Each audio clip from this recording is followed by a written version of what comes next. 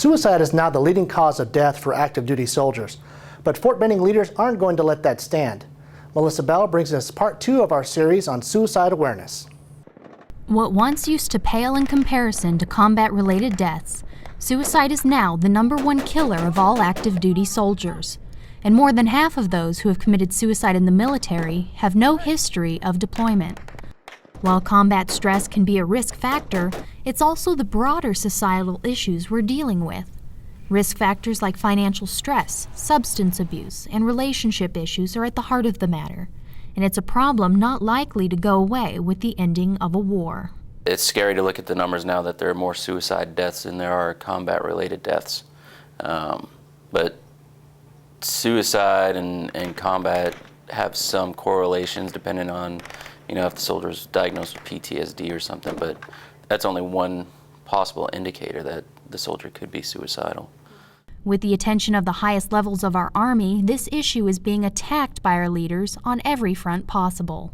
Soldiers attend prevention classes like ASSIST, where they get the training to be able to spot and help a victim before it's too late.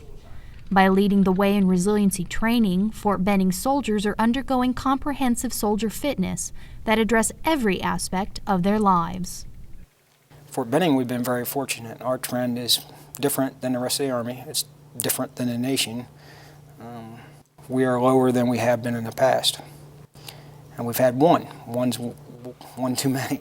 In an effort to prevent suicide, leaders have an obligation to know their soldiers, at work and at home. The things that we've gotten away from are those basics of getting back into those barracks rooms, making sure we know how our soldiers are living, going to visit them in their off-post housing, going to visit them in their on-post housing, see how they're living.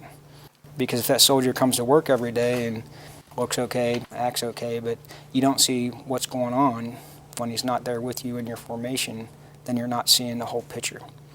And while every soldier has a leader, it's not always the upper echelons that sound the alarm. Sometimes it's the buddy that may save a life. It's not going to be the first sergeant or the sergeant major or the platoon sergeant generally that identifies that there's a suicide problem. It's going to be the kid that he's closest to. But determining who's at risk is only the first step. Locating the soldier during a time of crisis has proven to be just as important, but not always taught. This was the case with a young soldier who, in a time of despair, went AWOL. By the time the Army was able to locate him, they missed him by only 4 hours. He had already taken his life.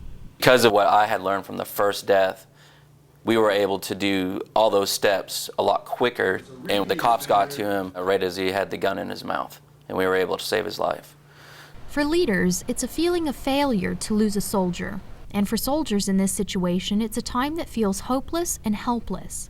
It's up to everyone to fight the stigma, to let these soldiers know they can get help.